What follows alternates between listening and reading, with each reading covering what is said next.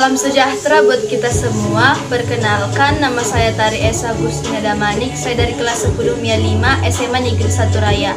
Di kesempatan kali ini saya akan menjelaskan tentang jenis-jenis kebutuhan, jenis-jenis barang, serta sistem ekonomi.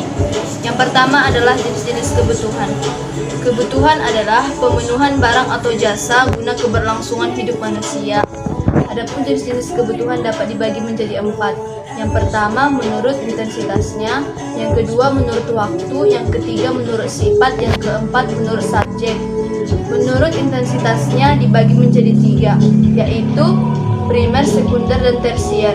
Primer adalah kebutuhan yang harus dipenuhi, karena jika tidak terpenuhi, maka guna keberlangsungan hidup manusia tidak terjamin atau terancam. Contohnya, sandang, pangan, papan. Sandang adalah pakaian, pangan adalah makanan minuman, papan adalah tempat tinggal. Sekunder adalah pelengkap kebutuhan primer, contohnya lemari pakaian, televisi, kulkas. Tersier adalah kebutuhan mewah pelengkap, contohnya mobil mewah, motor mewah, perhiasan. Menurut waktu dibagi menjadi 2, yaitu sekarang dan yang akan datang. Sekarang adalah kebutuhan yang tidak bisa ditunda pemenuhannya, contohnya obat bagi yang sakit. Yang akan datang adalah kebutuhan yang bisa muncul di masa yang akan datang, contohnya tabungan asuransi. Yang ketiga menurut sifat. Menurut sifat dapat dibagi menjadi 2, yaitu jasmani dan rohani. Jasmani adalah kebutuhan yang melibatkan fisik, contohnya makan teratur, minum banyak, tidur yang cukup.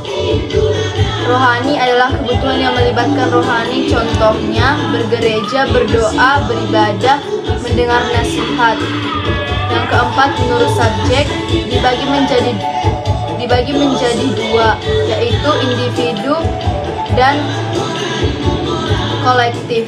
Individu adalah kebutuhan yang bersifat pribadi, contohnya buku, pulpen.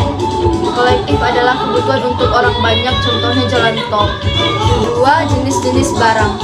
Barang adalah segala jenis sesuatu yang dapat digunakan sebagai alat pemuas bagi kebutuhan manusia.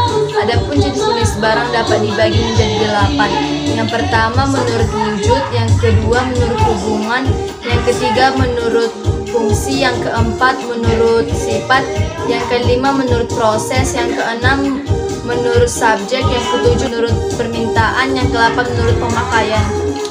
Yang pertama menurut wujud dapat dibagi menjadi 3, yaitu konkret, abstrak, dan intangible. Konkret adalah barang yang manfaatnya berwujud, contohnya kursi, meja. Abstrak adalah berwujud tapi manfaatnya tak berwujud, contohnya guru.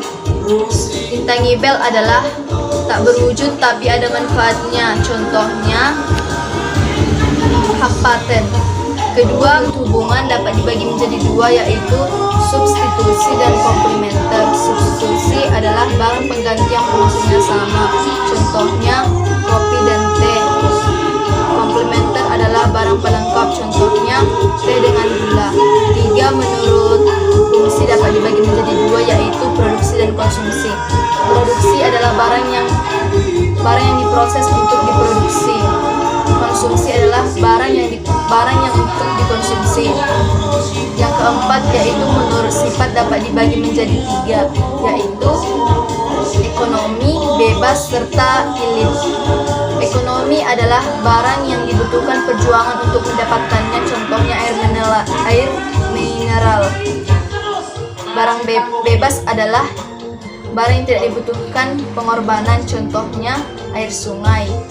Ilit adalah barang bebas tapi tak berguna, contohnya air banjir. Dapat dibagi menjadi 3, yaitu mentah, setengah jadi, dan jadi. Mentah adalah barang yang belum diproses. Setengah jadi adalah barang yang butuh diproses. Jadi adalah barang yang siap untuk dikonsumsi.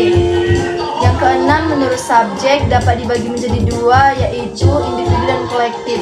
Individu adalah barang yang digunakan untuk secara pribadi. Kolektif adalah barang yang digunakan secara umum.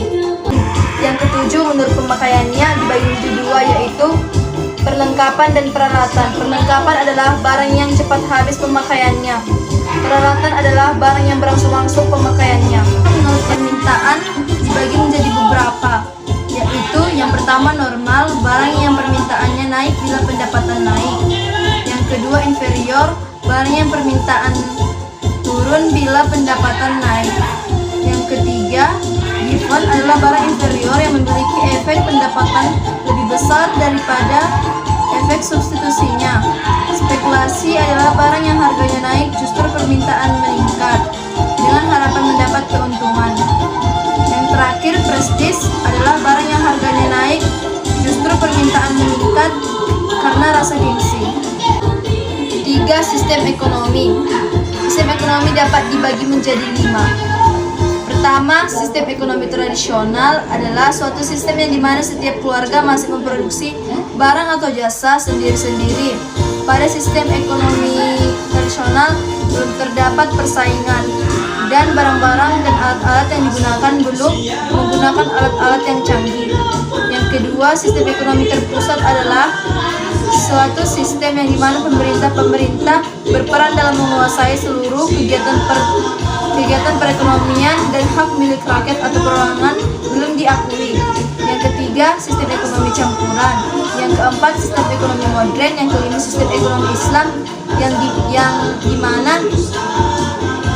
berperan dalam melakukannya adalah agama-agama Islam.